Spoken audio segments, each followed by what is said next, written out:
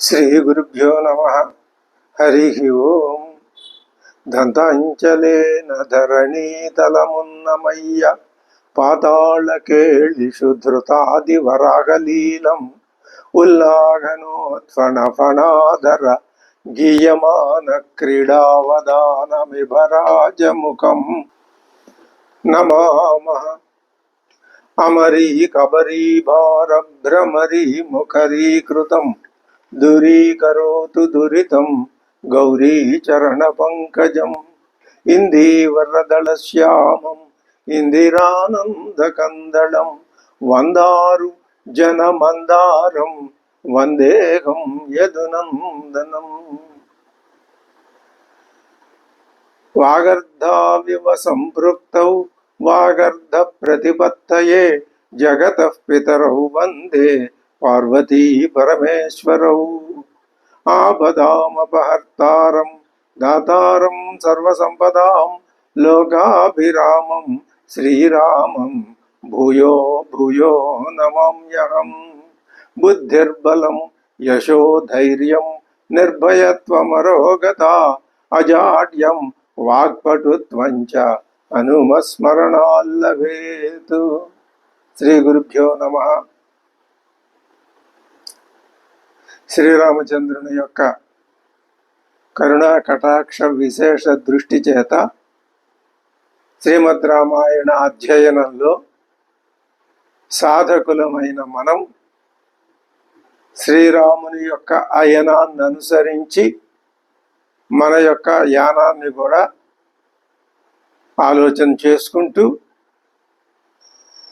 ఆ పరమాత్మ చెప్పిన విధానంలోనే నడుచుకోవటానికి ప్రయత్నం చేస్తూ ఇప్పటికీ బాలకాండ, అయోధ్యాకాండ, అరణ్యకాండ 3 కాండల్ని పూర్తి చేసుకున్నాం. అయితే ఇందులో మన దృక్పథం మరొక్కసారి మనం గుర్తు చేసుకుంటే ఉచితంగా ఉంటుంది. రామాయణాన్ని అనేక మంది అనేక దృక్పథాలతో అధ్యయనం చేశారు మహానుభావులు.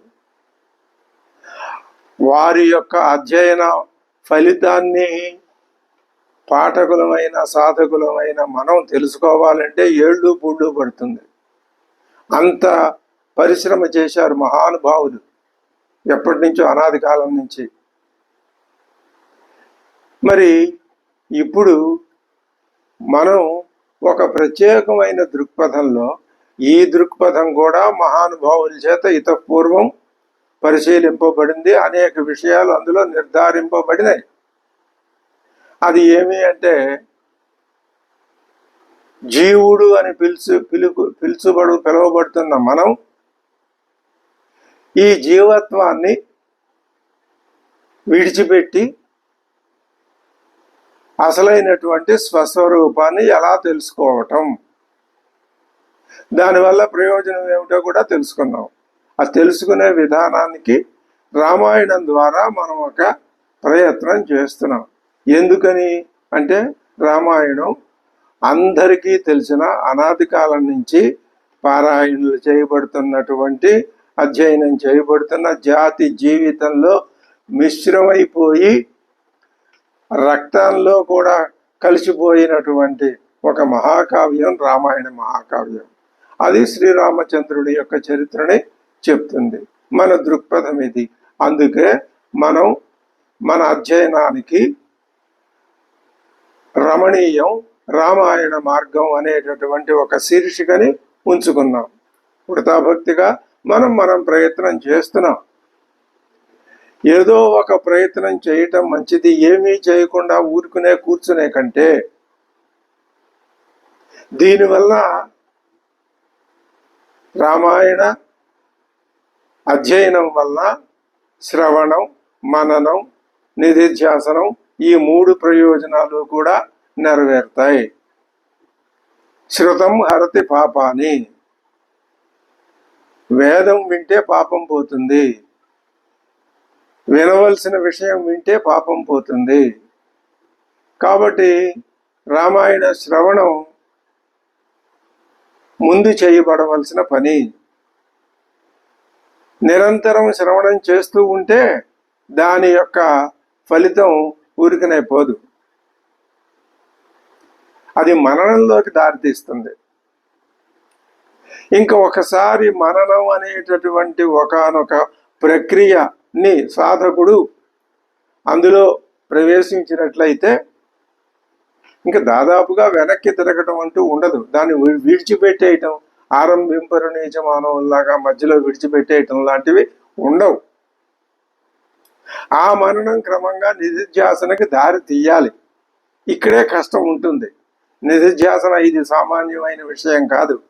శ్రవణ మననాలు ఎంత బలంగా ఉంటే నిధిధ్యాసన కూడా అంత పరిపుష్టిని పొందుతుంది. మన సాధనా మార్గంలో మనం పరిశీలించేది రాముడు చెప్పిన మాటల్లో కానీ, రాముడి ప్రవర్తన విధానంలో కానీ, ఇంకా రాముడు కాక మిగిలిన పాత్రలు ఏం చెప్పినాయి, ఏం చేస్తున్నాయి, వాటి పరమ ముఖ్యమైన ఉద్దేశం ఏమిటి అనే విషయాల్లో కానీ, కథ ఏ విధంగా వెడుతోంది, ఆ కథ వల్ల మనం గ్రహించవలసిన ఆధ్యాత్మిక తత్వం ఏమిటి అనే విషయంలో కానీ,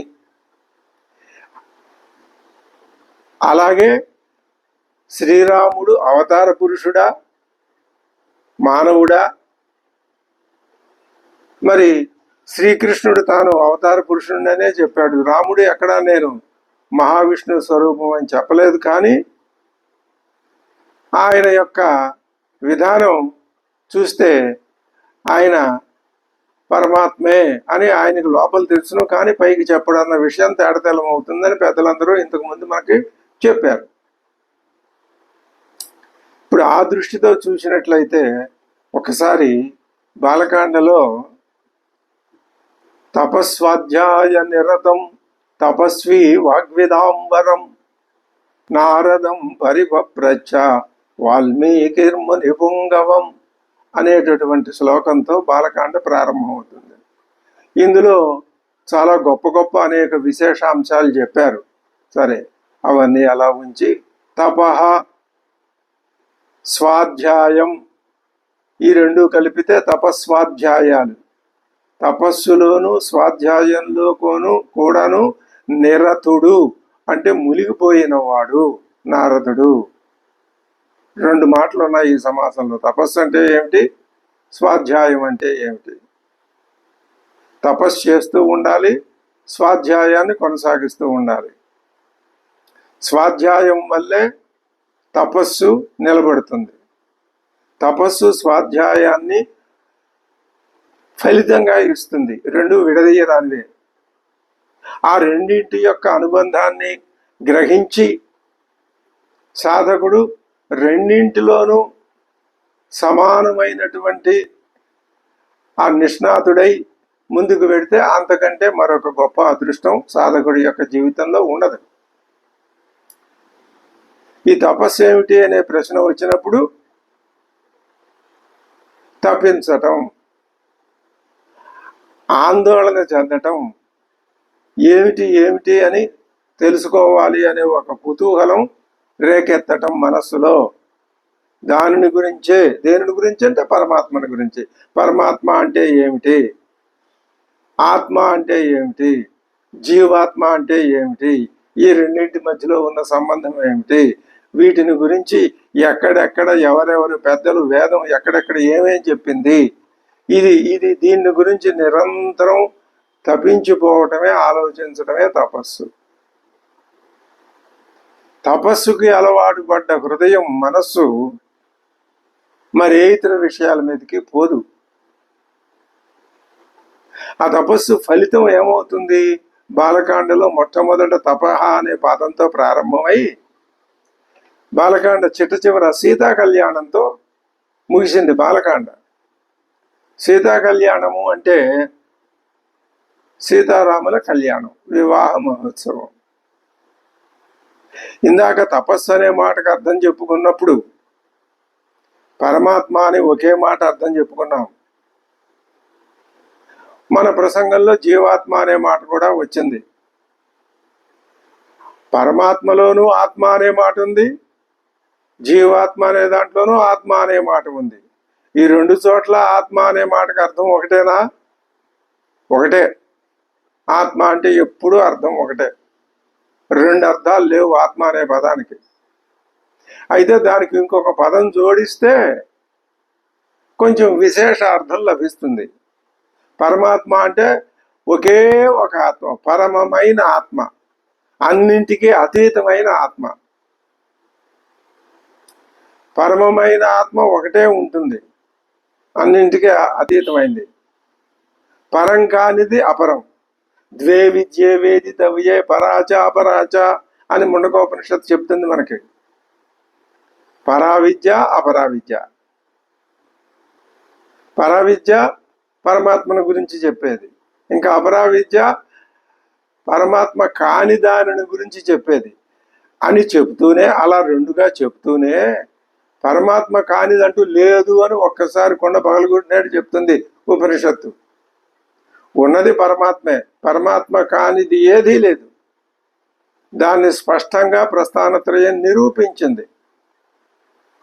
దాన్ని మనకి మనస్సుకి హత్తుకునేటట్లు రామాయణం కథ ద్వారా చెప్తుంది. ముందు పరమాత్మ తెలియాలి అంటే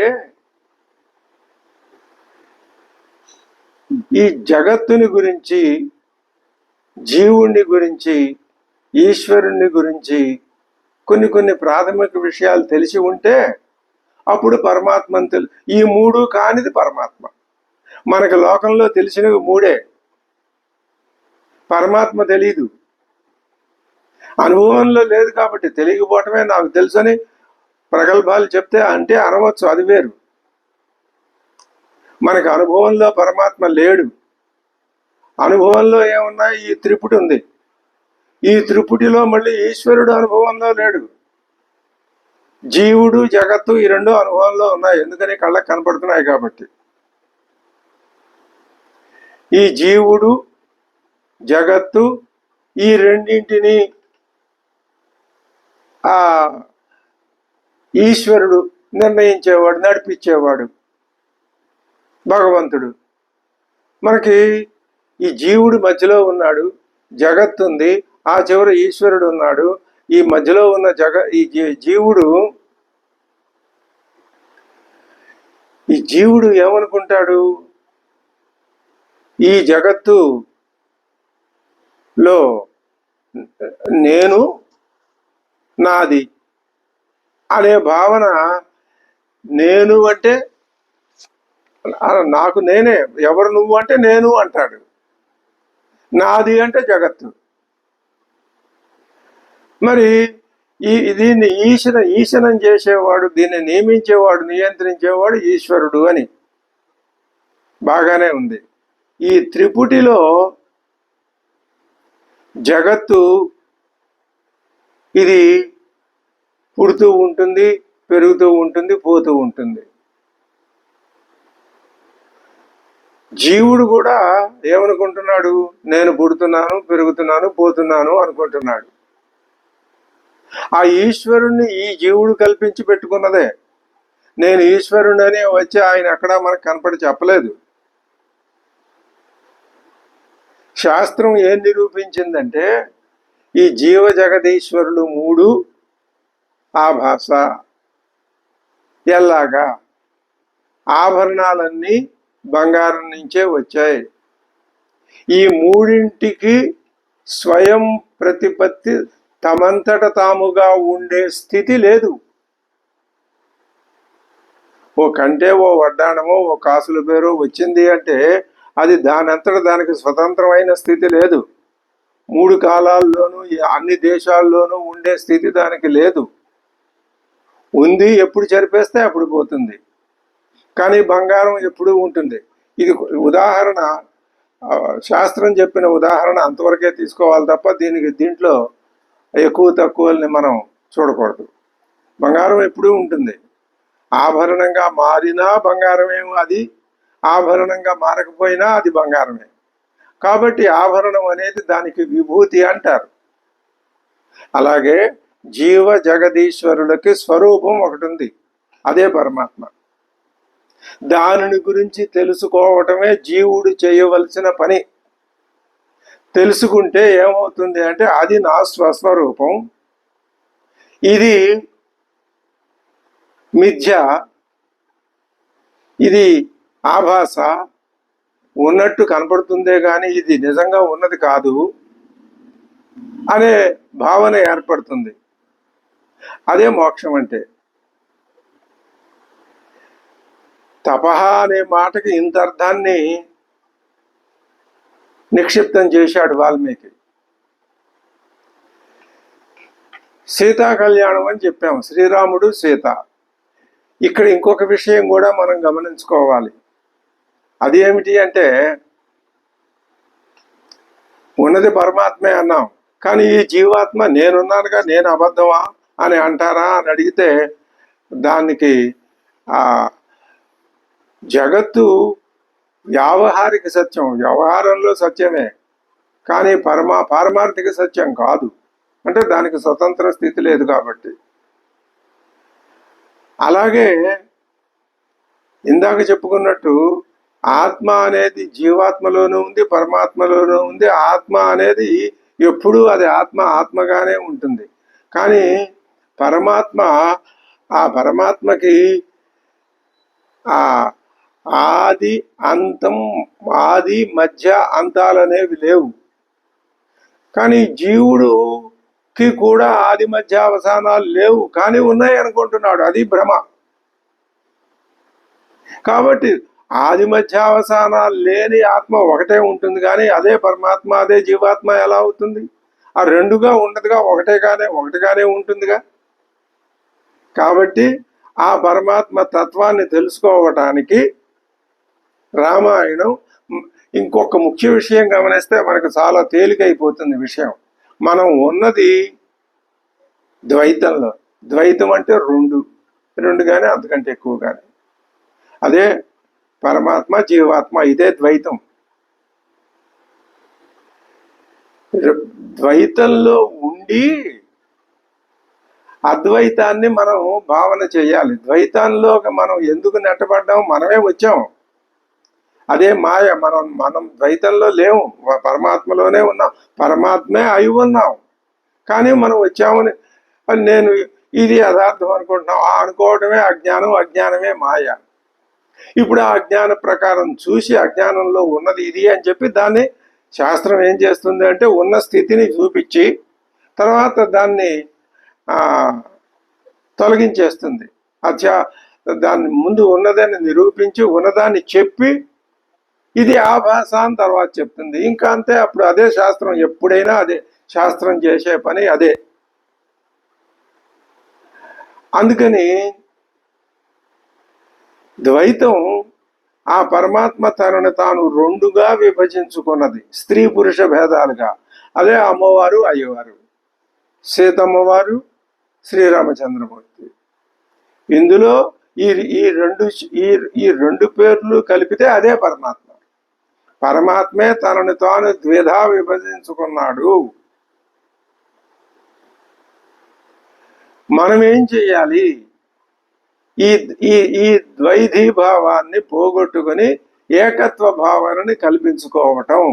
అంటే సీతమ్మ వారు, శ్రీరామచంద్రుడు వేరువేరుగా ఉన్నారు, వేరు అనే భావాన్ని, ఆ రెండింటిని అధ్యయనం చేస్తూ ఆ రెండు కలిసి ఆ రెండు భావాల్ని కలిపి ఏకస్థం చేసినట్లయితే అదే మోక్షం. అప్పుడు నీ స్వస్వరూపం నీకు గోచరిస్తుంది. అప్పుడు ఆ సీతారామ తత్వం ఉండదు, మిథ్యాజ్ఞానం ఉండదు, గౌణాత్మ, మిథ్యాత్మ ఇవేమీ ఉండవు. జీవుడు ఉండదు, జగత్తు ఉండదు, ఈశ్వరుడు అంతకంటే ఉండడు. ఉండేది అఖండ తత్వం, ఒకటే రాజ్యం వెళ్తూ ఉంటుంది. అది సాధించటానికే ఇది వచ్చింది. అందుకని ఏమన్నాం? మొట్టమొదట తపస్సు అంటే దానికి ఇంత విశాల అర్థం ఉంది. ఆ తపస్సు ఏం చేసింది అంటే తప ప్రభావం సీతారాములు ఒకటైనారు అంటే పరమాత్మ తత్వం లోకమంతా వ్యాపించింది. సీతారాములు ఒకటవటానికి విడిగా ఎప్పుడున్నారు? దానికి కథ చెప్పారు. రామాయణం కథ వచ్చింది. దశరథుడు మహారాజు, ఇంక ఇదంతా మనకు తెలిసిన కథే. పుత్రకామేష్టి, అశ్వమేధ యాగం, పుత్రకామేష్టి, ప్రాజాపత్య పురుషుడు, పాయసం, అది విభజించటం, 3 రాణులకి ఇవ్వటం, 4 కుమారులు జన్మించటం, ఇదంతా జరిగింది. తర్వాత ఇప్పుడు జీవుడిలో ఉన్న అజ్ఞానం పోవాలి అంటే గురువు దగ్గరికి మనం వెళ్ళవలసిందే, గురువుని ఆశ్రయించవలసిందే. ఎలా ఆశ్రయించాలి? పరీక్ష లోకాన్ కర్మచితాన్ బ్రాహ్మణో నిర్వేదమాయాత్ నాశ్చకృత కృతేన తద్విజ్ఞానార్థం గురుమేవాభిగచ్చేత్ సమిత్పాణి శ్రోత్రియం ధర్మనిష్టం అంటున్నది ఉపనిషత్తు. ఏమన్నది? పరీక్ష లోకాన్, ఈ లోకాలన్నింటినీ పరీక్షించు. ఇవన్నీ కర్మచితాన్, కర్మ చేత సృష్టించుకోబడిన లోకాలు ఇవన్నీ. అప్పుడు బ్రహ్మనిష్ఠుడు, నాకు బ్రహ్మనిష్ట కావాలి అనుకున్నటువంటి ఆ సాధకుడు ఏం చేయాలి? వీటిని నిర్వేదమాయాత్, ఈ కర్మచితాలైన లోకాలు కర్మఫలం ఎంతవరకు ఉంటే అంతవరకే ఉంటాయి, తర్వాత పోతాయి, నాకు వద్దు అని అనుకోవాలి. నిర్వేదమాయాత్ ఏమని? నాస్తి అకృత కృతేనా, అది అకృతం. అన్ని కాలాల్లోనూ, అంతటా, అన్ని ప్రదేశాల్లోనూ, అన్ని దేశాల్లోనూ ఉన్నది నువ్వు తయారు చేసుకుంటే వచ్చేది కాదు. కృతేనా, అది నువ్వు తయారు చేసుకుంటే వచ్చేది. నువ్వు తయారు చేసుకుంటే వచ్చేది స్వర్గం. ఆ నువ్వు తయారు చేసుకున్న ప్రభావం, ఆ తపశ్శక్తి అంతకాలం ఉంటే అంతకాలం స్వర్గంలో ఉంటాం. ఆ తర్వాత మళ్ళీ వచ్చి క్షీణే పుణ్యే మత్స్యలోకం విశంతి అని ఉండనే ఉన్నది కదా వాక్యం. కాబట్టి నీ స్వస్వరూపాన్ని కనుక నువ్వు పొందేసినట్లయితే ఇంకా మళ్ళీ అందులో నుంచి కింద పడటం అనేది ఉండదు, అంటే పునర్జన్మ అనేది ఉండదు. ఇది స్థితి. మనం ఏం చేస్తున్నాము? ఎంతో అధ్యయనం, ఎన్ని జీవితాలు అధ్యయనం చేయాల్సిన విషయాన్ని మనకు కావలసిన విధానంలో తేలిగ్గా చెప్పుకున్నాం. ఇప్పుడు విశ్వామిత్రుడు వచ్చాడు, గురువు. ఆయన గురుస్థానాన్ని వహించటానికి వచ్చాడు. శ్రీరామచంద్రుణ్ణి తనతో పంపించమని అడిగాడు. దశరథ మహారాజుని అభ్యర్థించాడు. ఏమని? శ్రీరాముని నాతో పంపించు, నేను యజ్ఞం తలపెట్టాను, అక్కడ ఆ యజ్ఞానికి రాక్షసుల బాధ అధికంగా ఉంది, కాబట్టి శ్రీరాముడిని పంపిస్తే ఆయన నా యజ్ఞాన్ని, రాక్షసుల బారి నుంచి వారిని సంహరించి నా యజ్ఞాన్ని రక్షిస్తాడు అని అన్నాడు. ఆ దశరథుడేమో ముందు ఇస్తానన్నాడు. తర్వాత మళ్ళీ బాధపడి, అయ్యబాబోయ్, నేను నా కానక కన్న సంతానం శ్రీరామచంద్రుడిని ఎలా పంపించను అని ఆయన బాధపడుతూ ఉంటే, అప్పుడు ఓ దశరథ మహారాజా, నువ్వు బాధపడాల్సిన అవసరం లేదు. ఎందుకంటే నువ్వు శ్రీరాముణ్ణి కేవలం నీ కుమారుడనే అనుకుంటున్నావు. ఆయన నీ కుమారుడే కాదు. ఆయన ఎవరు? అహం వేద్మి మహాత్మానం రామం సత్యపరాక్రమం వశిష్ఠోపి మహాతేజా ఏ చే మే తపసి స్థితా. సత్యపరాక్రముడు రాముడు. సత్యం అంటే ఆ సత్యం ఏదైతే ఉన్నదో దానిని నిలపటానికి, దాని యొక్క ప్రతిష్ట అంటే స్థిరంగా ఉండడాన్ని కాపాడేవాడు, స్థిరంగా ఉంచేవాడు రాముడు. అందులో పరాక్రమం గలవాడు. సత్యం అంటే ఏమిటి? పరమాత్మ. అంటే పరమాత్మ ఎప్పుడూ తనని తాను కాపాడుకుంటూ, అంటే అర్థం ఏమిటి? పరమాత్మ తత్వం ఎప్పుడూ ఉంటుంది.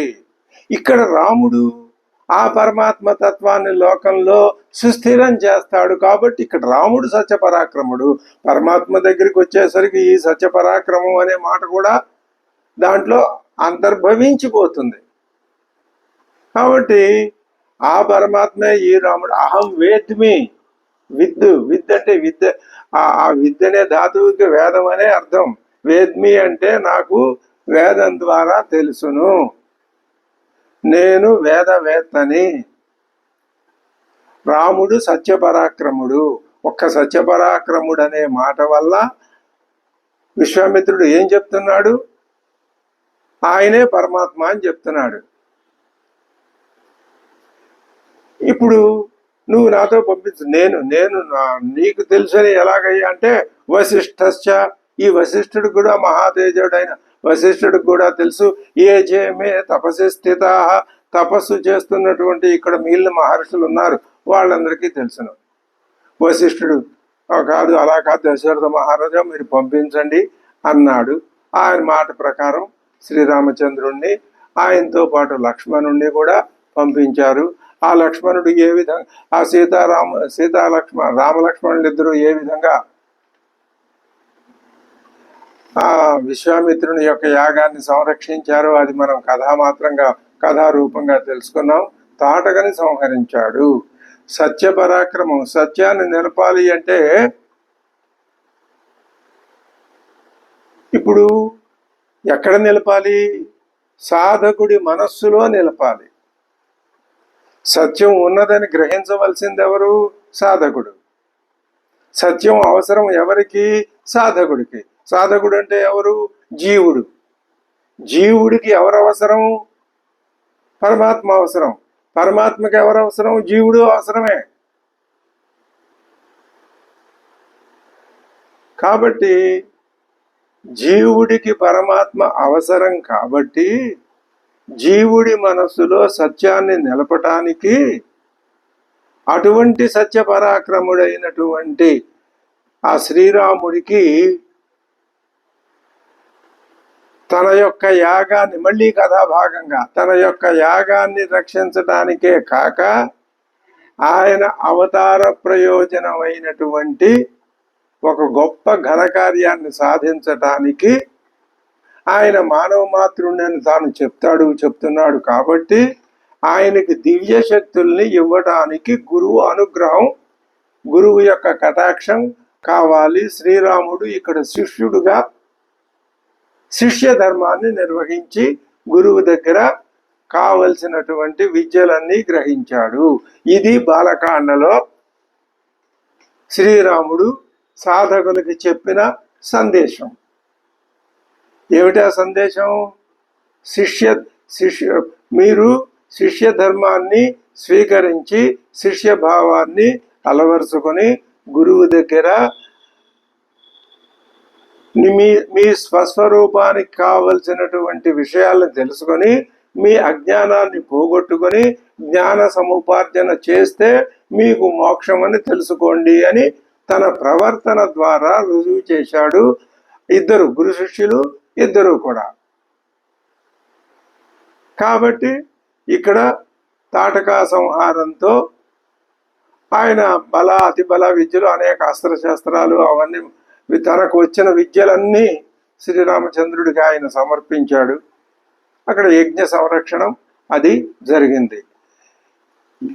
అంటే జీవుడికి ఏమని, ఇది ముఖ్యం, జీవుడికి ఏమని ఉపదేశిస్తున్నాడు శ్రీరామచంద్రుడు? నీలో ఉన్న అజ్ఞానాన్ని పోగొట్టుకుంటే నీకు నీ స్వరూపం ఏమిటో తెలుస్తుంది. నా అజ్ఞానాన్ని పోగొట్టుకుంటే ఇంకా నాలో ఏముంటుందండి? ఏమేమి ఉండదు కదా. నాకు అజ్ఞానం అంటున్నారు మీరు, అజ్ఞానం లేదు, నాకు జ్ఞానమే ఉంది, నేనెప్పుడు అజ్ఞానపూరితంగా ప్రవర్తించలేదు అని అనవచ్చు. కానీ స్వస్వరూప జ్ఞానం లేకపోవటమే అజ్ఞానం. శాస్త్రం చెప్పే మాట అది. ఎంత ధనాధిపతి అవ్వచ్చు, ఎంత జ్ఞానం సంపాదించవచ్చు, ఆధునిక కాలం ప్రకారం ఎంత గొప్ప గొప్ప చదువులు చదవచ్చు, ఎంత పదవులు నిర్వహించవచ్చు, కానీ స్వరూపం అంటే ఏమిటో తెలియదు, అది స్వరూపం లేదు, నేనే ఉన్నాను అనుకుంటే అదే అజ్ఞానం. ఆ అజ్ఞానాన్ని పోగొట్టడానికే ఇక్కడ గురు శిష్య సంబంధం ద్వారా లోకానికి మొట్టమొదటి ఉపదేశం చేశాడు శ్రీరామచంద్రుడు. దానికి శ్రీకారం ఎక్కడ చుట్టబడింది? తాటకా సంహారంతో. ఇంకా అనేక విషయాలు ఉన్నాయి ఈ తాటకా సంహార ఘట్టానికి. మనకి అవి కాదు ప్రధానం. మన దృష్టి ఎంతసేపు తాటకని సంహరించడం అంటే ఎవరో ఒక రాక్షస స్త్రీని ఒక బాలుడు సంహరించాడు, ఈ దృష్టి కాదు మనకు కావలసిన దృష్టి. తాటక అంటే రాక్షస లక్షణాలు. అవి ఏమిటి? యజ్ఞయాగాదులకి భంగం కలిగించటం, మునుల్ని హింసించటం, వాళ్ళని సంహరించటం, వాళ్ళ పట్ల క్రూరంగా కఠినంగా ప్రవర్తించటం, కామరూపాల్ని కావలసిన రూపాల్ని భరించటం, ఎక్కడ ఉంటే అక్కడ భయోత్పాతం సృష్టించటం, ఇంకా ఇలాంటివి చెప్పుకుంటూ పోతే వందలు ఉంటాయి. ఇవన్నీ రాక్షస లక్షణాలు. ఇవి ఉన్నంత కాలం జీవలక్షణం పోదు. జీవలక్షణం పోకపోతే స్వస్వరూప జ్ఞానం కలగదు. స్వస్వరూప జ్ఞానం కలగకపోతే మోక్షం అనే మాటకి చోటే లేదు. కాబట్టి తాటకా సంహారం అంటే ఏం చూపిస్తున్నాడు స్వామివారు? అజ్ఞానాన్ని పోగొట్టుకో. సంహారం అంటే అది. ఆ విధంగా తాటకా సంహారం ద్వారా మనం శ్రీరామచంద్రుణ్ణి ఎందుకు ఆయన్ని మనం ఆరాధిస్తున్నాము అంటే మన ఆ ఉపదేశం ద్వారా మనం ఆ లక్షణాలని పోగొట్టుకుంటున్నాం. ఇది బాలకాండలో ప్రధానంగా జరిగింది. తరువాత శ్రీరామచంద్రుణ్ణి మిథిలకి తీసుకుని వెళ్ళాడు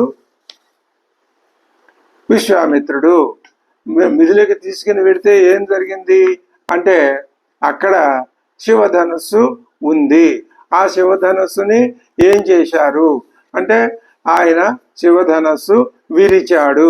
శివధనస్సు విరవటం అంటే అర్థం ఏమిటి? ధనుర్గృహీత్వ ఉపనిషదం మహా మహా మహా మహా మహాస్త్రం శరం హ్యుపాసా నిశితం సందధీత అయం యతద్భావగతేన చేతస లక్ష్యం దదేవ అక్షరం సౌమ్య విద్ధి ప్రణవో ధనుశ్చరో హ్యాత్మ బ్రహ్మతల్లక్ష్యముచ్యతే అప్రమత్తేన వేద్ధవ్యం శరవత్తన్మయో భవేతు. లోపల ఉన్నటువంటి త్రిపుటిని జీవుడు జగత్తు ఈశ్వరుడు అన్నా సత్వరజస్తమస్సులన్నా ఈ త్రిపుటి అనేది ఒక లక్ష్యం. దాన్ని భేదించాలి. దాన్ని త్రిపుటి అంటే ఇక్కడ జాగ్రత్త స్వప్న సుషుప్తులు కూడా త్రిపుటే. ఈ త్రిపుటులు చాలా ఉన్నాయి. ఈ త్రిపుటిని భేదించాలి అంటే ఒక అలంకారం, ఒక రూపకాలంకారంతో చెప్తున్నారు. ఒక ధనుస్సు తీసుకుని నువ్వు ఒక బాణం వేయాలి. దేని మీద? ఆ త్రిపుటి మీద. ఆ బాణం వేస్తే అది కాస్త పోతుంది. అప్పుడు నీకు స్వస్వరూప జ్ఞానం తెలుస్తుంది. ఇక్కడ ధనుస్సు ఏది, బాణం ఏది అంటే ప్రణవో ధను, ఓంకారమే ధనుస్సు. శరోహ్యాత్మ, నీ ఆత్మే ధనస్సు బాణము. బ్రహ్మతల్లక్ష్యముచ్యతే, బ్రహ్మజ్ఞానం కలగటమే దాని లక్ష్యం. బ్రహ్మజ్ఞానం ఎప్పుడు కలుగుతుంది? త్రిపుటి పోతే కలుగుతుంది. అప్రమత్తేన వేద్ధవ్యం, నువ్వేం చెయ్యాలి? ఏమాత్రం అశ్రద్ధ అలసత్వం లాంటివి లేకుండా వేద్ధవ్యం, ఆ బాణంతో ఓంకారంతో నీ మనస్సులో ఉన్న అజ్ఞానాన్ని భేదించి జ్ఞానాన్ని అక్కడ సూర్యరశ్మి లాగా, సూర్యుడు చీకట్లను పోగొట్టడానికి సూర్యుడి కాంతి ఎలా ఉపయోగపడుతుందో అలాగా నువ్వు ఆ అజ్ఞానం అనే చీకట్లని పోగొట్టుకో. ఇది ధనుస్సు అనే సంకేతానికి అర్థం. శివధనుస్సుని శ్రీరామచంద్రుడు విరిచాడు అంటే దాని అంతరార్థం ఇది అని పెద్దలు మనకు వేదమే చెప్పింది. ఆయన ఎవరు? వేదవేద్యుడైన మహాపురుషుడు కదా, పరమాత్మ కదా. మరి ఆయన నిజంగా ఒక విల్లు తీసుకుని ఒక బాణం వేసి దాన్ని విరగొట్టి తాటకాదులను చంపడం, విల్లు విరచడం ఇది కాదు కదా. ఇది పైకి కథాభాగం. దీని అంతరార్థం ఇలా ఉంటుందన్నమాట. అందుకని ఇప్పుడు ఆయన ఏం చేశాడు? తాను అవతారాన్ని గ్రహించాడు శ్రీరామచంద్రుడు. గ్రహించి దశరథుని కుమారుడుగా ఉంటూ విశ్వామిత్రుడికి శిష్యుడై మిథిలకి వచ్చి అక్కడ అమ్మవారు ఉంది. మనం చెప్పుకున్నాం అమ్మవారు సత్స్వరూపం, అయ్యవారు శ్రీరామచంద్రమూర్తి చిత్స్వరూపం. సచ్చిత్తులు ఒకటే. ఇప్పుడు కథలో మనకు రెండు వేరుగా కనిపిస్తున్నాయి. ఎప్పుడు ఒకటవుతాయి? అజ్ఞానం పోతే. ఏం అజ్ఞానం పోతే అంటే త్రిపుటి పోతే. దేనివల్ల పోతుంది? బాణ ప్రయోగం వల్ల ఏ విధంగా నువ్వు బాహ్యంగా అక్కడ ఏదైనా ఒక లేడో ఇంకొకటో లేకపోతే ఏదైనా ఒక లక్ష్యం ఉంటే ఆ లక్ష్యం మీదుగా నువ్వు బాణాన్ని విసిరి వదిలితే ఆ లక్ష్యాన్ని భేదింపబడినట్టే నీలో ఉన్న త్రిపుటి అనేటటువంటి లక్ష్యం భేదింపబడాలి అంటే ఇక్కడ ధనుస్సు ఓంకారం, నిరంతరం ఓంకార జపం వలన ఉపనిషదర్థాన్ని శ్రవణ మనన నిధిధ్యాసనలు చేయటం ద్వారా అజ్ఞానాన్ని పోగొట్టడం. అదే శివుని విల్లు, శివుడి విల్లు, విష్ణువు విల్లు అనే రెండు ఇవి ద్వైతంలో ఉంటాయి తప్ప ఈ రెండు ఒకటే, రెండు ఒకటే. ఈ విధంగా పరమాత్మ శివుడి విల్లుని విరిచి తాను తన యొక్క శక్తి ఒకటి అయినారు అని బాలకాండం మనకి స్పష్టంగా తపశ్శబ్దం దగ్గర నుంచి సీతారామ కళ్యాణం వరకు ఆద్యంతాలు మనం గనక సమన్వయించి చూసుకున్నట్లయితే ఆ విధమైనటువంటి జ్ఞానాన్ని మనకి కల్పించాడు. ఇంకా మధ్యలో అనేక సంఘటనలు కథ అద్భుతంగా జరిగింది.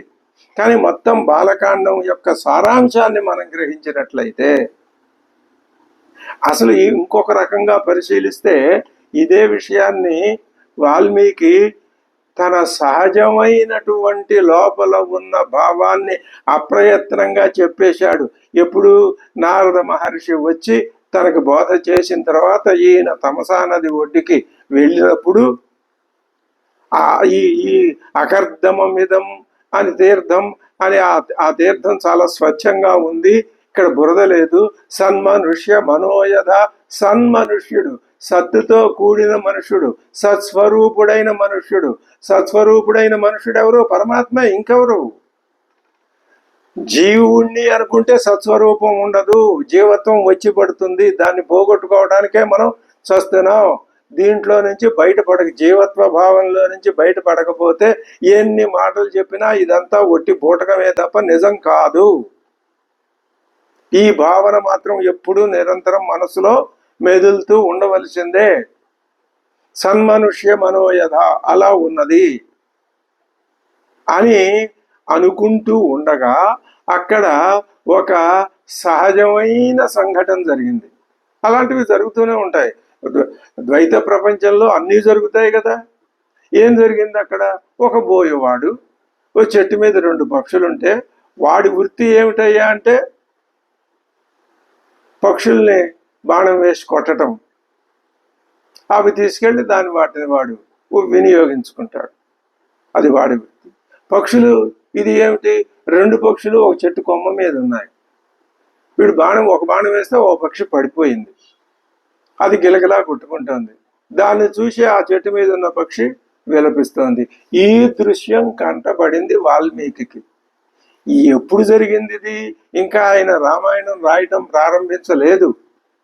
రామాయణం రాయాలి అని ఆయన మనసులో ఎప్పటి నుంచో ఒక తపహ. ఈయన కూడా తపస్వి. నారదుడు తపస్వాధ్యాయ నిరతుడు, ఈయన తపస్వి. అక్కడ తపస్సన్నా ఇక్కడ తపస్సన్నా ఒకటే తపస్సు. ఎక్కడైనా లోకంలో తపస్సు అంటే ఒకటే. సరే, ఇప్పుడు ఈయన మనసులో నిరంతరం రామాయణం, అసలు ఆ రామాయణం కూడా ఎందుకు రాయాలని ఆయనకు అనిపిస్తున్నది అంటే ఈ జీవుల్ని ఉద్ధరించటమే వాల్మీకి మహర్షి యొక్క. ఆయన మహర్షి, ఋషి కిల దర్శన త్రికాలవేది ఆయన. ఆయనకు తెలుసును. ఆయనకు ఒక బాధ్యతను పెట్టాడు బ్రహ్మదేవుడు. నువ్వు చెప్పు, వీళ్ళకి హితబోధ చెయ్యి, రామాయణం ద్వారా వీళ్ళు స్వస్వరూపం గ్రహించేటట్టు చెయ్యి అని ఆయనకి ఆ బ్రహ్మ ఆజ్ఞ ఉంది. ఆయన బ్రహ్మ అంటే మనసులోనే ఆయనకి ఆ కోరిక కలిగింది. దాని ప్రకారం వస్తే అక్కడ ఆయనకి ఆ దృశ్యం కనపడింది. ఆయనలో సహజంగా ఉన్నటువంటి ఆ కరుణ రసం. దేని మీద కరుణ? ఆ చనిపోయిన పక్షి మీద. ఇప్పుడు శ్రీరామచంద్రుడు సీతమ్మ వారు కలిసి ఏకమయ్యారు అంటే అర్థం ఏం చెప్పుకున్నాం? పరమాత్మ స్వరూపం లోకాన్ని ఆవరించింది, లోకమంతా వ్యాపించింది అని చెప్పాం. పరమాత్మ స్వరూపం లోకాన్ని వ్యాపించకపోతే వేరువేరుగా ఉంటుంది. అది ఇప్పుడు మనకు తెలుస్తోంది, మనం చూస్తున్నాగా. ఈ రెండింటి మధ్యన ఘర్షణేగా తపస్సు అంటే. మరి ఈయనకి ఆ బోయేవాడి మీద కోపం వచ్చింది, వాడిని ఏదో అనాలి అన్నాడు, అనేశాడు. అక్కడ కేవలం ఆ బోయేవాడిని ఆయన కోపంతో, నీకు ప్రతిష్ట లేదు బోయేవాడా, నువ్వు ఆ రెండు కలిసి ఉన్న పక్షుల్లో ఒకదాన్ని పడగొట్టావు అని మామూలుగా అంతవరకే తప్ప ఆ శ్లోకానికి వేరే ఏ అర్థాలు కల్పించు. మహానుభావులు అంతా చెప్పారు, అది మనకు అనవసరం. ఆ విషయం ప్రస్తావనలోకి మనం వెళ్ళాం. ఆ శ్లోకానికి మనం గ్రహించే భావం అంతవరకే. మరి అంతవరకే అయినప్పుడు వాల్మీకి మహర్షి చెప్పడం ఎందుకు, రామాయణంలో ముందే రాయటం ఎందుకు అంటే, దాంట్లో అసలు వాల్మీకి వ్యంగ్యం ఒక మాట చెప్తాడు, దాని వెనక ఎంతో అర్థం ఉంటుంది. ఒక ఘట్టం రాస్తాడు, దాని వెనక అర్థం ఉంటుంది. అది మనం బాలకాండ నుంచి మొదలుపెట్టి అయోధ్యకాండ, అరణ్యకాండలో ప్రతి ఘట్టంలోనూ చెప్పుకుంటూనే ఉన్నాం. మళ్ళీ అవన్నీ వరుసపెట్టి చెప్పుకుంటే మళ్ళీ అంత గ్రంథము అవుతుంది మనకి. అంత కాలాతీతం, కాలక్షేపం అయిపోతుంది. ఇక్కడ ఈ ప్రత్యేకించి మానిషాద ప్రతిష్టాం త్వమగమ శాశ్వతి సమా యత్క్రౌంచ మిథునాదేకం అవధి కామమోహితం అని ఆయన నోటి వెంట అప్రయత్నంగా వచ్చింది. సరే, అది ఆ శ్లోకత్వమాగత ఇవన్నీ ఉన్నాయి. ఆ కథ అంతా మనకి ఇప్పుడు ప్రస్తుతం కాదు. మనకి ఇందులో ఒక అర్థం స్ఫురిస్తోంది, మన సొంతంగా స్ఫురించటం కాదు. ఇప్పుడు ఇందాక నువ్వు బాణం తీసుకుని, విల్లు తీసుకుని బాణం వేయమన్నప్పుడు వేదార్థం, ముండకోపనిషత్తు చెప్పిన అర్థం మనం అన్వయించుకుంటే మన మనస్సుకు శాంతి కలిగిందా లేదా? అలాగే అదే ముండకోపనిషత్తు ఒక మాట చెప్పింది, ద్వా సుపర్ణ సయుజ సఖాయ సమానం వృక్షం పరిషస్వ జాతే తయోరేక పిప్పలం స్వాద్వత్తి అనశ్నన్యో అభిచాకశీతి అని ఉపనిషత్తు చెప్తోంది. ఈ రెండు పక్షుల ప్రమేయం ముండకోపనిషత్తులో ఉంది, ఇంకా వేరే చోట్ల ఎక్కడెక్కడో ఉన్నాయి, అది వేరు. రెండు పక్షులు ముండకోపనిషత్తు ఏం చెప్తోంది? ద్వాసుపర్ణ, రెండు పక్షులు.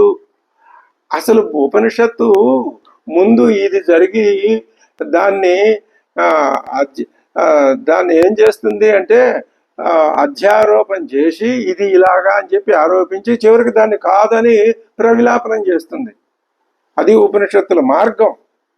ఇది పెద్దలు చెప్పి, శంకర భగవత్పాదులు తమ భాష్యంలో అడుగడుగునా చెప్పింది అదే.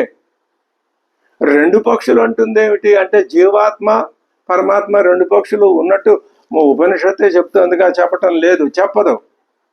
ఉన్నది ఒకటే పక్షి, పరమాత్మే. ఆత్మ ఒక్కటే.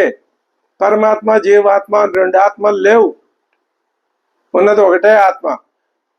అది నువ్వు జీవాత్మ అనుకుంటే జీవుడు అయిపోయి ఉంటావు, పరమాత్మ అనుకుంటే జీవభావం పోతుంది, మోక్షం వస్తుంది. అందుకోసమే ఈ తాపత్రయం. పైగా వేదాలు చెప్పినటువంటి ఆ పరమాత్మ భావాన్ని మనకి ఉత్తమోత్తమ జన్మ, మానవ జన్మ లభించింది కదా, మనం తెలుసుకోకపోతే పశుపక్షాదులు తెలుసుకుంటాయా? ఈ విషయాన్ని తెలుసుకునే అర్హత, యోగ్యత మానవుడికే ఉంది. ఆ యోగ్యత రావాలంటే ఎన్ని జన్మలు ఎత్తుకుంటూ వస్తే ఆ స్థితి కల్పిస్తుందో మనకు తెలుస్తుంది. మనం ఈ విషయంలో ఎంతో సుకృతం చేసుకున్నాం. ఎందుకని? నిరంతరం పరమాత్మ తత్వంతోనే మనం వ్యవహరిస్తున్నాం. కొంత స్థాయికి చేరుకున్నాం. ఇంకా చేరుకోవాల్సిన స్థాయి ఉన్నది. ఇది ఈ అధ్యయనం కోసమే, ఈ భావన కోసమే రామాయణాన్ని ఆలంబనంగా చేసుకుని మనం అధ్యయనం చేస్తున్నాం. ఉన్నది ఒకే ఆత్మ, అదే పరమాత్మ. ఇంకా ఒకే ఆత్మ అన్నప్పుడు పరమాత్మ లేదు, అసలు దాన్ని చెప్పడానికి మాటలు లేవు. అది అనుభవైక వేద్యం. అంతవరకు వెళ్ళాలి అంటే మనకి ఇంకా 1,00,000 జన్మలు పడుతుంది నా బోటి వాడికి. అది వేరే, అలా ఉంచుదాం. మరి ఉన్నది ఒకే ఆత్మ అయినప్పుడు ఒకే పక్షి ఉండాలి కదా. పక్షి ఆత్మ అన్నాం, ఓంకారమే విల్లు అన్నట్టు పక్షే ఆత్మ. అక్కడ మరి ఒక పక్షి ఉన్నప్పుడు రెండు పక్షులు ఎలా ఉన్నాయని నువ్వు అనుకుంటున్నావు కదయ్యా. ఓ అనుకో. అప్పుడు అందులో ఆ ఒక పక్షిగా ఉన్న దాని మీద ఆ దాంట్లో నుంచి నువ్వు రెండో పక్షిని తీసుకొచ్చావుగా, రెండు పక్షులు ఉన్నాయి అనుకుంటున్నావుగా. ఒక పక్షిని నీ అజ్ఞానంతో ఇంకో పక్షి ఉందనుకుంటున్నావు, దాన్ని కొట్టేసాయి, అప్పుడు ఒకే పక్షి మిగులుతుంది అనే ఒక ధ్వన్యార్థం వ్యంగ్యార్థం మనకి ఆ శ్లోకంలో, ఆ ముండకోపనిషత్తు చెప్పినటువంటి ఆ అర్థం ఈ శ్లోకంలో మనకి భావనకి వస్తున్నది. అందువలననే వాల్మీకి ఆ బోయవాడిని ఆ విధంగా శపించాడు, అంతే తప్ప ఇంకా ఇందులో వేరే అని అవన్నీ మనకి అనవసరం. మనకు కావాల్సిందల్లా ఇందులో ఒక్కటే, పక్షి కింద పడిపోవటం లేదు, పైన రెండు కూర్చోవటం లేదు, ఉన్నది ఒకటే పక్షి అని తెలుసుకుంటే చాలు. మళ్ళీ స్పష్టంగా ఘంటాపథంగా నిస్సంశయంగా కింద పడటము లేదు, పక్షి బోయవాడు కొట్టడము లేదు, ఇదంతా కాదు, ఉన్నది ఒకటే పక్షి. నువ్వు ద్వంద్వ ప్రకృతితో ఉన్నావు కాబట్టి కింద పడిపోయింది అనుకుంటున్నావు కాబట్టి పడలేదని నువ్వు గ్రహించు అనే సూచన. అంతవరకే మనం అర్థాన్ని గ్రహించాలి. ఆ విధానంగా ఆయన మొదలుపెట్టి కావ్యాన్ని రాసుకుంటూ వచ్చాడు. బాలకాండం మొత్తం మీద ఏ విశేషాలు జరిగినాయో చూచాం. సీతారాముల యొక్క సమాగమం జరిగింది, అయోధ్యాకాండ ప్రారంభమైంది. ఇంకా అయినా మన మనస్సులో ఇది ప్రధానం, మన మనస్సులో ఆ జీవభావం పోవట్ల. పోతే బాలకాండతో చాలు. మహానుభావులు పరీక్షణ్ మహారాజుకి 7 రోజులు సరిపోయినట్టు. మనకు బాలకాండ కాదు, 6 కాండలు కాదు, 60 కాండలు కాదు, 600 కాండలు కాదు, 600 సార్లు పారాయణం చేసినా ఈ పరమార్థం తెలియకపోతే దాని గురించి మనం చెప్పక్కర్లేదు. అయోధ్యాకాండ వచ్చింది. ఇప్పుడు అయోధ్యాకాండ మళ్ళీ ఏం చేస్తున్నది? సచ్చిత్ స్వరూపం ఒకటిగానే ఉందని చెప్పి దీన్ని విడదీయాలి. విడదీయటానికి ఒక్కొక్క పాత్రని ప్రవేశపెట్టుకుంటూ వచ్చాడు. విశ్వామిత్రుడు ఇద్దరిని ఏకం చేసి సచ్చిత్తుల్ని ఏకం చేసి వెళ్ళిపోతే మళ్ళీ సచ్చిత్తుల్ని విడదీయటం ఎందుకు? విడదీయటం నువ్వు వేరువేరుగా జీవాత్మ పరమాత్మ వేరుగా ఉన్నాయి అనుకుంటున్నావుగా, నువ్వు అనుకుంటున్నట్టే ఉన్నాయి అని చెప్పి మళ్ళీ నీతో లేవు ఒకటే అని ఒప్పించటం. నువ్వు చెప్పినట్లే, నువ్వు అనుకున్నట్టే, నీ మాటల ప్రకారమే, నీ విధానంలోనే వెడుతూ నిన్ను మళ్ళీ లేవండి, ఇది ఒకటే అని ఒప్పించటమే శాస్త్రం యొక్క పరమార్థం. అందుకని కైకమ్మ పాత్రను ప్రవేశపెట్టారు. ఆవిడ తల్లి. కౌసల్య కంటే కూడా ఎక్కువగా శ్రీరామచంద్రమూర్తి కైకమ్మనే ఆయన తల్లిగా ఆరాధించాడు. ఆవిడ దేవకార్యం కోసం పనిచేసింది, మరి వనవాసానికి పంపించింది.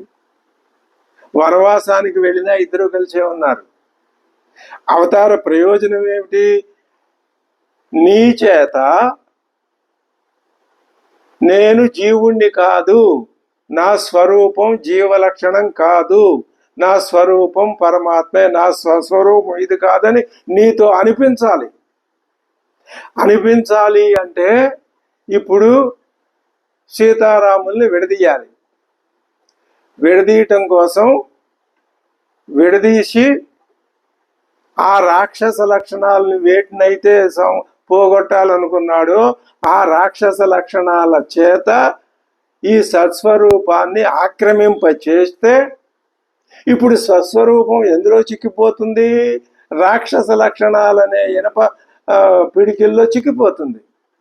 ఇప్పుడు ఆ రాక్షస లక్షణాలని పోగొడితే ఏమవుతుంది? అమ్మవారు మళ్ళీ అయ్యవారితో ఏకమవుతుంది. అదే మోక్షం. అందుకే రామాయణం వచ్చింది. ఆ మొత్తం అన్ని పాత్రలు వరుసపెట్టి మనం చూసుకుంటూనే వచ్చాం. అరణ్యకాండలో కూడా అది ఆ విధంగానే జరిగింది. జరిగితే ఇప్పుడు ఏం చేశారు అంటే అరణ్యకాండలో అసలు మొట్టమొదట వాస్తవానికి దీనికి మహానుభావులు ఎంతో మంది ఎన్నో అర్థాలు చెప్పారు. అందులో ఒక్క అర్థాన్ని మనం చెప్పుకుందాం. వాస్తవంగా ప్రథమ కాండలో శ్రీమన్నారాయణాయ అనే శ్రీమన్నారాయణ అనే నమో నారాయణ అనే పరమార్థ మంత్రాన్ని శ్రీమన్నారాయణాయ నమః అనే పరమార్థ మంత్రాన్ని అందులో ఏం చెప్పారు? శ్రీమత్ అనే పదాన్ని బాలకాండలో వివరించారని, ద్వితీయ కాండలో సర్వజనులకి వ్యామోహ విషయం అయినటువంటి ఆ విషయాన్ని చెప్పడం చేత నారాయణ శబ్దార్థాన్ని వివరించారని, తృతీయ కాండలో పంచవటి నివాస పర్యంత వృత్తాంతంలో మునులు చేసిన కైంకర్యాన్ని వివరించడం చేత నారాయణాయ అనే ఇది గోవిందరాజు వ్యాఖ్య, ఆయన చెప్పిన మహానుభావుడు. ఆ నారాయణాయ అనే చతుర్థి విభక్తి యొక్క అర్థాన్ని చెప్పారు అని. తర్వాత అరణ్యకాండలో ఖరాది సంహార వృత్తాంతం చేత నమశబ్దార్థం చెప్పారని, ఓం నమో నారాయణాయ అరణ్యకాండ దాకా ఈ ఓం నమో నారాయణాయ అనే పరమ మంత్రం యొక్క అర్థాన్ని వివరించారు అని.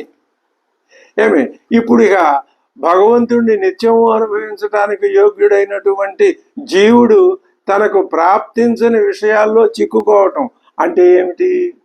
అరణ్యకాండలో ఆ మాయలేడిని అమ్మవారు కోరటం, ఇక్కడి నుంచి మళ్ళీ విడదీయాలి. ఆ విడదీయటం ఎందుకు అంటే కలపటం కోసం. తనకి ప్రాప్తించని విషయాల్లో జీవుడు చిక్కుకోవటం వలన ఏమైంది?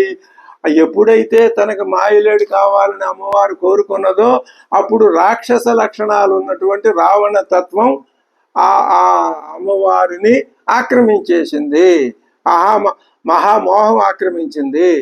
అప్పుడేమైంది? జటాయువు ఆ రావణాసురుడి బారి నుంచి కాపాడడానికి ప్రయత్నం చేశాడు, కానీ అతని శక్తి చాలలా. అంటే రాక్షస లక్షణాలని వెనుకకి మరలించలేకపోయాడు జటాయువు.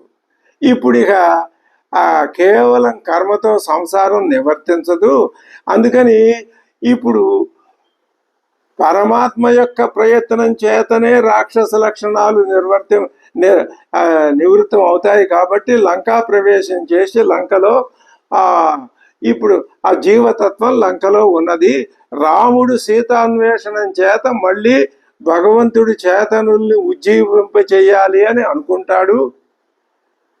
భగవతత్వం జీవతత్వాన్ని ఉద్దీపింపచేసి ఆ భగవతత్వాన్ని గ్రహించేటట్లు చేయాలి అని అనుకుంటాడు.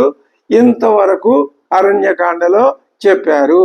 ఇప్పుడు ఇక కిష్కింధాకాండలో ఆచార్యుడి చేత, ఆచార్యుడు అంటే గురువు, బాలకాండలో శ్రీరాముడికి గురువు విశ్వామిత్రుడు, తరువాత ఇక నుంచి కాబోయే గురువు ఆచార్య పదాన్ని అధిష్ఠించవలసిన మహానుభావుడు హనుమంతుడు. హనుమంతుడు జీవుడికి ఇక్కడ ఉపదేశం చేసి భగవత్ తత్వాన్ని మళ్ళీ ఆ సచ్చిత్తుల్ని కలపటానికి ఆయన ఆచార్య పదవిని నిర్వహిస్తాడు. ఆ విధంగా రెండవసారి సచ్చిత్ ఐక్యత సాధింపబడుతుంది అని చెప్పటానికి, ఈ ఆచార్యత్వాన్ని నిరూపించడానికి కిష్కింధాకాండ చెప్తున్నారు. అందులో ప్రథమ సర్గ కూడా రాముడు పంపా సరోవరపు అందాల్ని చూసి సీతని స్మరించి నా ఏకాకి నా రమతే, భగవంతుడు కూడా ఒంటరిగా ఉండటానికి ఇష్టపడడు, ఆయన యొక్క శక్తి ఆయన ప్రక్కన ఉంటేనే. అంటే ఇప్పుడు తాత్కాలికంగా సత్ అంటే శక్తి, చిత్ అంటే జ్ఞానం అని మనం చాలాసార్లు చెప్పుకున్నాం. ఆ రెండింటికి వియోగం సంభవించింది. ఈయన మళ్ళీ తన శక్తిని తాను కలుసుకోవటానికి ప్రయత్నం చేస్తాడు అని. కాబట్టి భగవంతుడు కూడా ఇప్పుడు దుఃఖ అతిశయంలోనే ఉన్నాడు అని ఇంతవరకు కథని ఈ విధంగా తీసుకుని వచ్చారు. తీసుకొచ్చి ఇప్పుడు ఏం చేస్తున్నారు అన్నమాట. ఇంకా ఈ విధంగా కిష్కింధాకాండం ప్రారంభం అయిన తర్వాత మొట్టమొదటి సర్గ ఇంతవరకు బాలకాండలో కానీ, అయోధ్యాకాండలో కానీ, లేదా అరణ్యకాండలో కానీ సుదీర్ఘమైన సర్గని ఎక్కడ రాయిలా వాల్మీకి మహర్షి. ఈ కిష్కింధాకాండలో మొదటి సర్గ సుదీర్ఘమైన సర్గ రాశాడు. దీంట్లో భావం ఆలోచిస్తే ఏమిటి అంటే, అమ్మవారితో వియోగాన్ని పొందినటువంటి స్వామివారి యొక్క ఆ వియోగ దుఃఖాన్ని వర్ణించటం, దాన్ని విపులంగా వర్ణిస్తే అది సాధకుల మనస్సుల్లో హత్తుకుపోతే దాని యొక్క ప్రాముఖ్యతని, ప్రాశస్త్యాన్ని, మహిమని, మహత్వాన్ని జీవుడు అర్థం చేసుకోగలుగుతాడు అన్న ప్రయత్న విశేషం తప్ప మరొకటి కాదని మనం ఆ విధంగా భావన చేసుకోవచ్చును. ఇందులో మొట్టమొదటి శ్లోకం ఈ విధంగా ఉన్నది. కిష్కింధాకాండలో సతాం పుష్కరిణీం గత్వా పద్మోత్పల జషాకులం రామ సౌమిత్రి సఖితో విలలాప ఆకులేంద్రియ.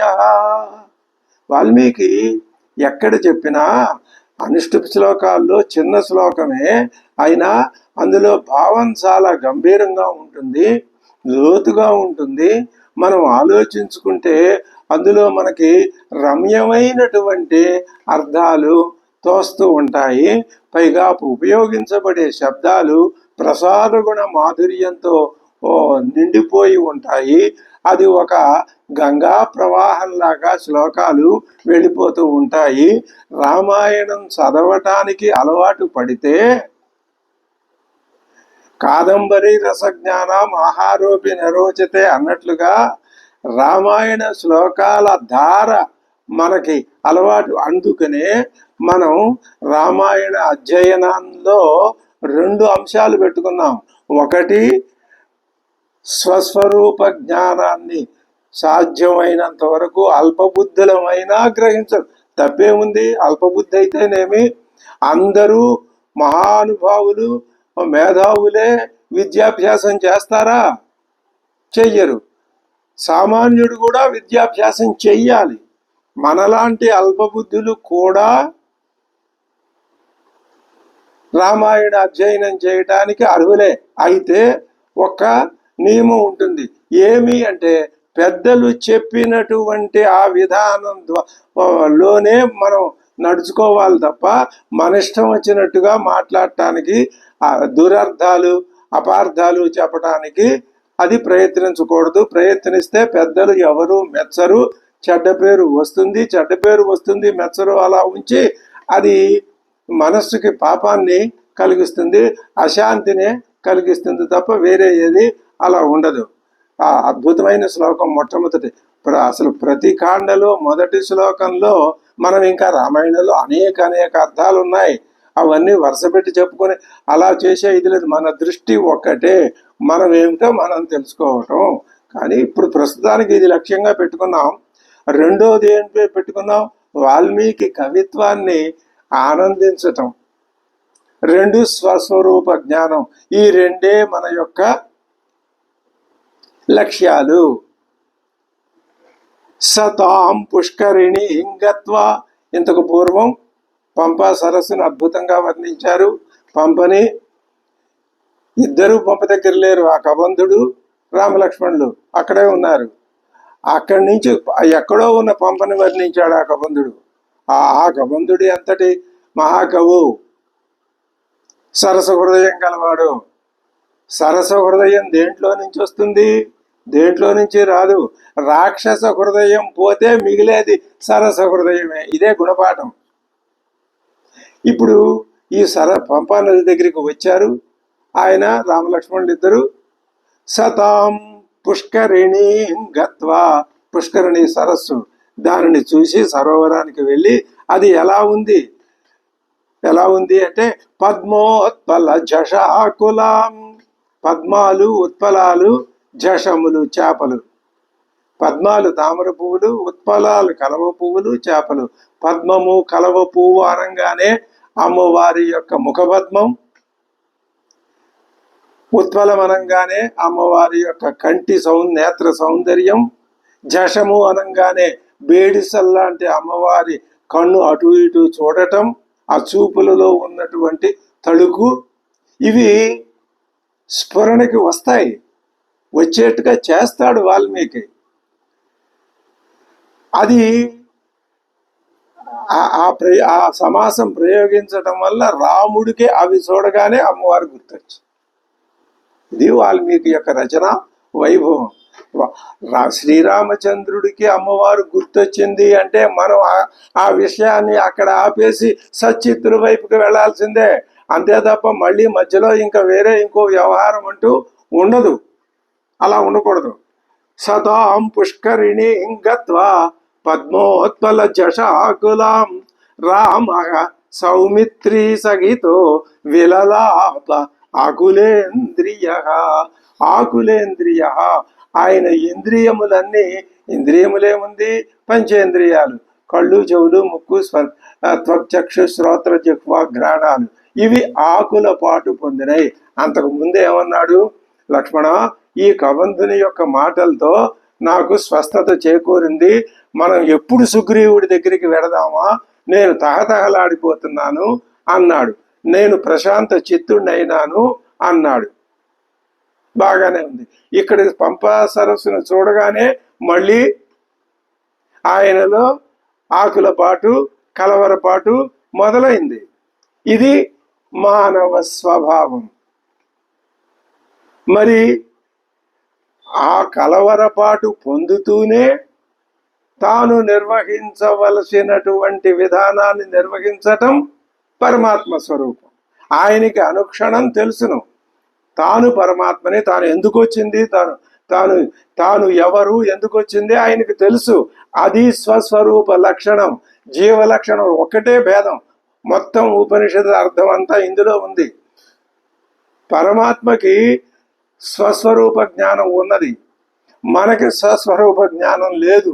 ఏమిటో మాటలు ప్రయోగించేస్తున్నామే తప్ప అవి అనుభవంలో ఉండి అనటం లేదని అందరూ మనలాంటి వాళ్ళని తిట్టిపోస్తూనే ఉంటారు. అయినా మనం ఏమి భయపడం, వెనుదీయం, వెనకడుగు వెయ్యం. ఆ ప్రయత్నంలో మనం తెలుసుకోవటానికి ఆ చిత్తశుద్ధితో ప్రయత్నం చేస్తాం, అది అలా ఉంచుతాం. ఇప్పుడు మనకి లక్షణం ఏమిటి, మనం పుట్టామని అనుకుంటున్నాం, పెరిగామని అనుకుంటున్నాం. నేను పుట్టాను, నేను పెరిగాను, నేను సంపాదించాను, ఇచ్చేశాను, వచ్చేసాను, నేను చచ్చిపోతున్నాను. నేను చచ్చిపోతాను అనుకుంటే చచ్చిపోయిన తర్వాత నువ్వు ఉంటావా, నేనేం ఉండను.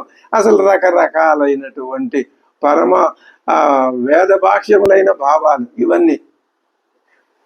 పరమాత్మ భావం ఏమిటి, తానెవరో తెలుసు, ఎందుకు వచ్చాడో తెలుసు, ఏం చెయ్యాలో తెలుసు, ఏం అనకూడదో తెలుసు. నేను పరమాత్మని అని అనకూడదని తెలుసు, నేను మానవుణ్ణి అనాలి అని తెలుసు. అవన్నీ ఆయనకు తెలుసు. మన్ని కూడా ఏమంటున్నాడు, నువ్వు కూడా నీలో ఉన్నటువంటి నీ మనస్సు అనే అర్థానికి పట్టిన దుమ్ము తుడి చేసుకో బాబు, అప్పుడు నువ్వు నేను ఒకటే అవుతాం. ఇదే మోక్షం అంటే అని చెప్తాడు ఆయన. సతాం పుష్కరిణి గత్వా పద్మోత్పల జషాయు ఆకులాం రామ సౌమిత్రి సహితో విలలాప ఆకులేంద్రియ. ఈ మొదటి శ్లోకం భావాన్ని మనం ఇంతవరకు గ్రహించాం. తర్వాత మిగతా శ్లోకాల్లో ఎంత అద్భుతమైనటువంటి రామణీయ కథ, రామాయణ రామణీయ కథ ప్రతి శ్లోకంలో ఏ విధంగా మనకి పొంగులు వారుతూ కనిపిస్తుందో ఆస్వాదిద్దాం. ప్రతి శ్లోకాన్ని తెలుసుకుంటాం, చదువుకుంటాం, అందులో భావాన్ని తెలుసుకుంటాం. మన లక్ష్యాన్ని మాత్రం మర్చిపోకుండా ముందుకు వెళ్తూ ఉంటామని మనవి చేస్తూ స్వస్తి.